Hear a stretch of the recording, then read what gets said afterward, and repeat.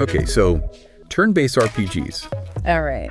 I know some people hear turn-based and they think it's all like menus and number crunching. Yeah.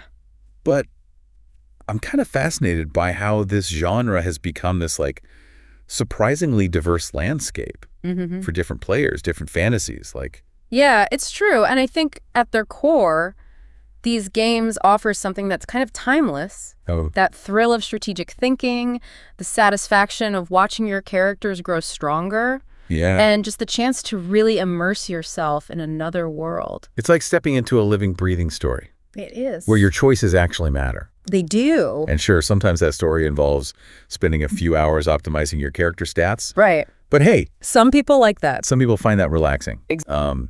But speaking of finding your perfect fit, yeah, we've got a mountain of RPG intel to explore today. We do. From user reviews to like hidden gameplay mechanics. Think of this deep dive as like your guide to navigating this vast genre. I like it. Because our mission is not only to spotlight some truly exceptional games, but to connect you with the ones that align with your specific gaming desires. Yes. Even if you wouldn't normally consider yourself an RPG fan. I love that. Yeah. So to kick things off, let's talk about a trend that I think speaks to the way a lot of us live now. Okay. Shorter, more focused RPG experiences. Yeah. I mean, not everyone has the time to dedicate to a sprawling 100-hour epic. Right. And what's interesting is that it's not even just about shorter playtime. Yeah. It's a shift in design philosophy. Oh, interesting. Developers, especially in the indie space, yeah, they're realizing that players are craving more curated experiences, tighter narratives, more meaningful choices, and yes, less grinding. Less grinding. Yeah. It's like they respect that you have a life outside of saving the world. They do. Which, as a fellow busy person, I appreciate. Absolutely. And one game that's getting rave reviews for this very reason is This Way Madness Lies. Okay. 8 hours to completion. I like it already. Right. Now, that's a promise I can get behind. I know, me too. Plus, the idea of Shakespearean magical girls battling it out in turn-based combat. Interesting. It's strangely appealing. It's very specific. Yeah. And you know what? What really struck me was a user review I saw that praised the game for being both like creatively ambitious, but also respectful of the player's time. I like that. You know what I mean? I do. It really speaks to this idea that you can have a fulfilling RPG experience without sacrificing your entire social life. Right. Like you don't have to put your life on hold. Exactly. And speaking of shorter games, with a surprising amount of depth. Okay. There's Wintermoor Tactics Club. All right.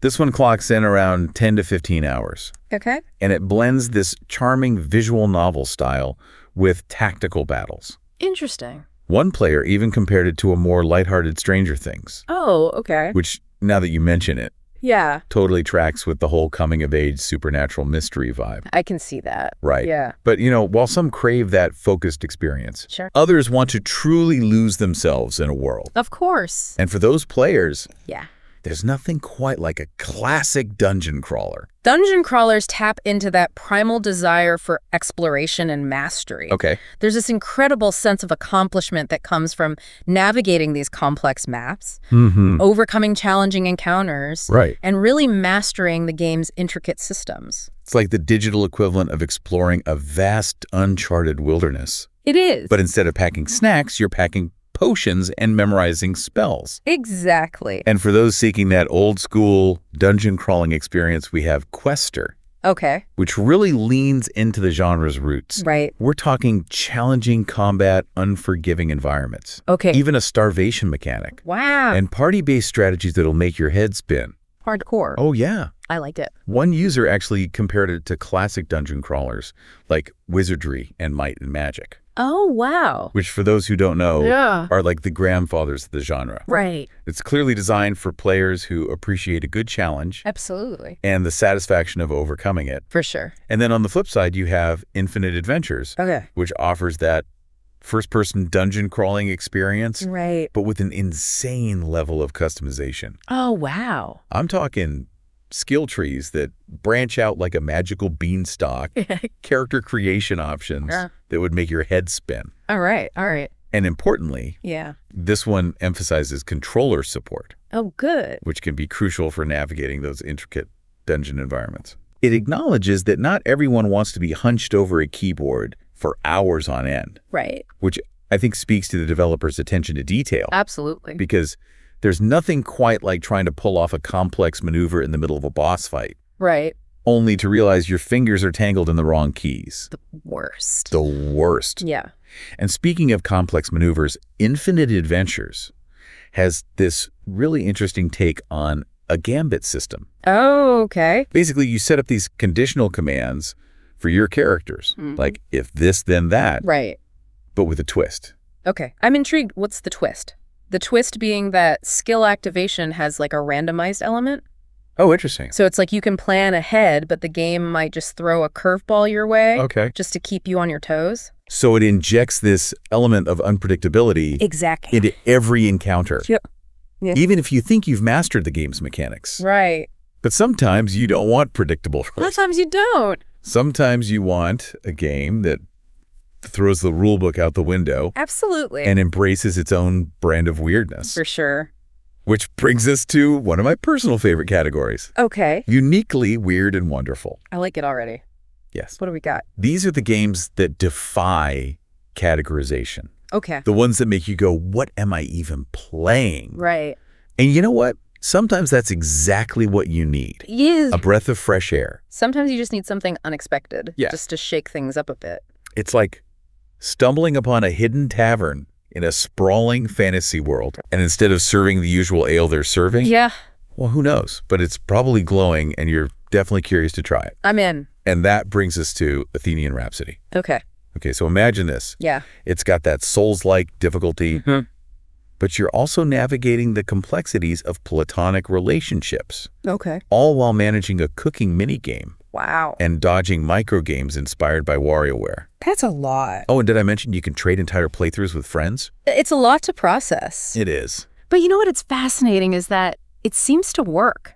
It does. Players are praising the humor, the challenging but fair combat, Yeah. and just the sheer, like, creativity on display. Yeah, like it knows exactly what it is. It does. And it does not apologize for it. It's unapologetically itself. And in a world saturated with sequels and reboots, that kind of originality is incredibly refreshing. It is. It is. So refreshing. But speaking of originality with a touch of heart, Okay.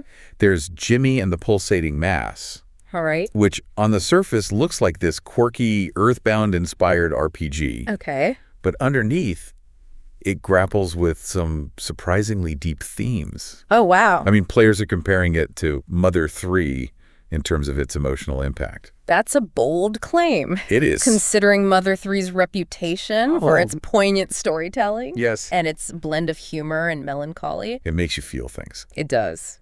But for those who prefer their existential dread with a side of garlic, Okay. there's Few Nights More. All right, tell me more. So this one, Yeah. it's a roguelike turn-based RPG where you play as a vampire lord, I'm listening.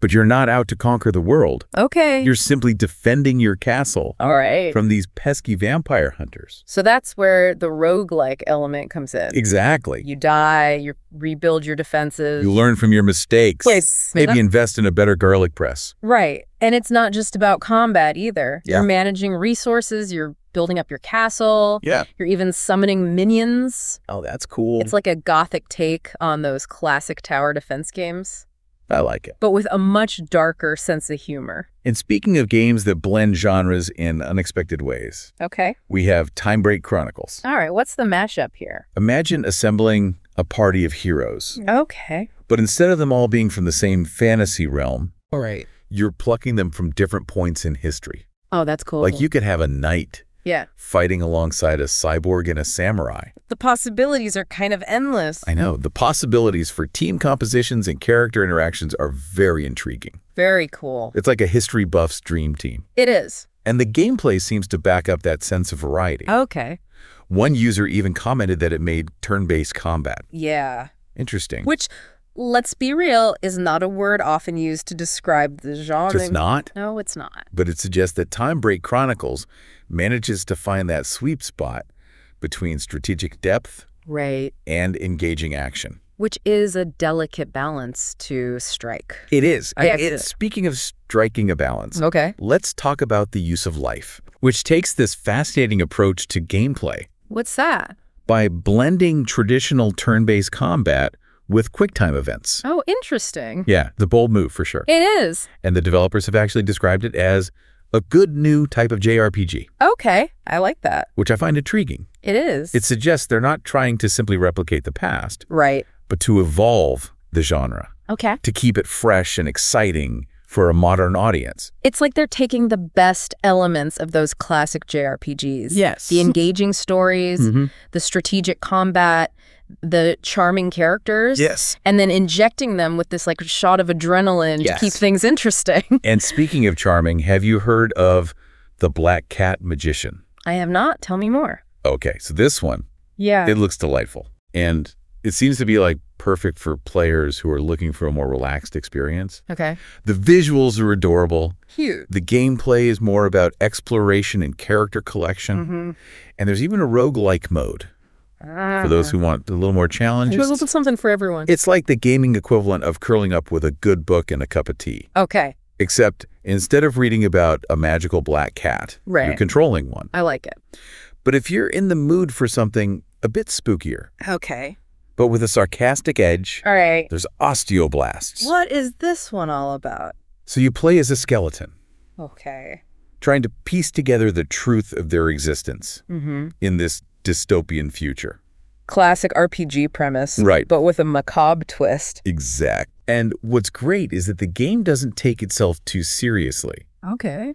Apparently there's this running thread of sarcasm throughout, which coming from a skeleton just feels right. It does. It does. It's those little touches, you know? Yes. That elevate a game, give personality. Sometimes you just need a game that throws a whole bunch of seemingly disparate elements into a blender and hits pulse. Just throws it all in there. Yes. Sees what happens. You're talking about Athenian Rhapsody again, aren't you?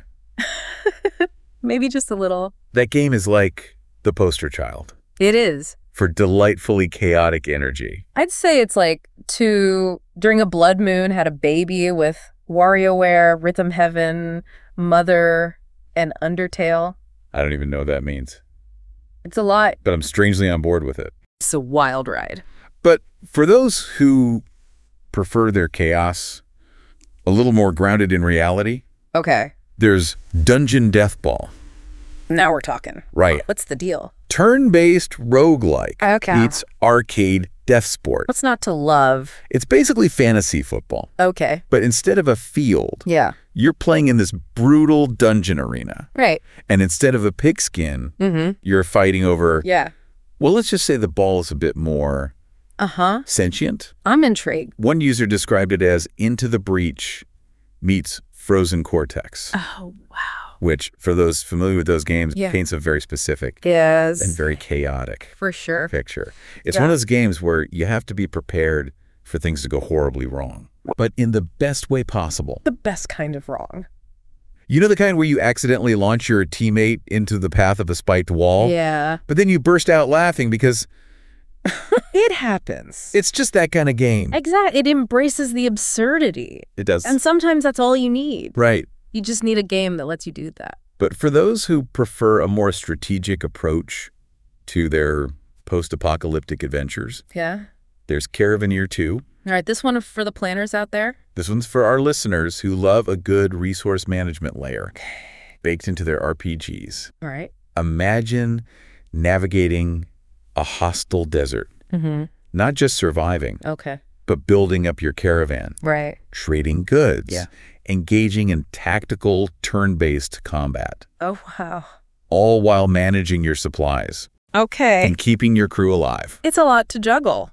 It is. It is. It's a game that requires you to think several steps ahead. Yeah. To balance your economic decisions with your tactical ones. Right, because every choice has consequences. Yes, it does. One player described it as like a blend of Fallout and Jagged Alliance. Interesting. Which I think is pretty accurate. Yeah, it kind of is. Yeah. It's that perfect blend of open world exploration, strategic depth, and that constant tension of, will I have enough water to reach the next oasis? Exactly. The stakes are always high. They are. It's a testament to the enduring appeal of the post-apocalyptic setting. It is. But also to the developer's ability to create a world that feels both harsh, but also strangely compelling. And last but certainly not least, we have Atelier Meruru, the Apprentice of Arland DX. Oh, a classic. A classic for a reason? For a reason. This installment in the beloved Atelier series puts you in the role of Princess Meruru. Okay. Who, instead of ruling from a throne, right, decides to use the power of alchemy. Love it. To revitalize her kingdom. It's got everything you'd expect from an Atelier game, right? It does. Alchemy exploration. Engaging combat. Charming characters. Yes. And the best part. What's that? It's earned praise for its polished gameplay and its heartwarming story. Ah, that's sweet. But there's a twist. Oh, there's a twist. I like twists. There is. Tell me more. It seems there's a hidden dungeon in this game. What? That's incredibly easy to miss. A hidden dungeon. A hidden dungeon. You have my attention. So aspiring alchemists, take note. Oh. You've got to befriend Hana. You never know what secrets she might reveal. That's amazing to me. Yeah. How many different kinds of experiences exist under the umbrella of turn-based RPG. It's true.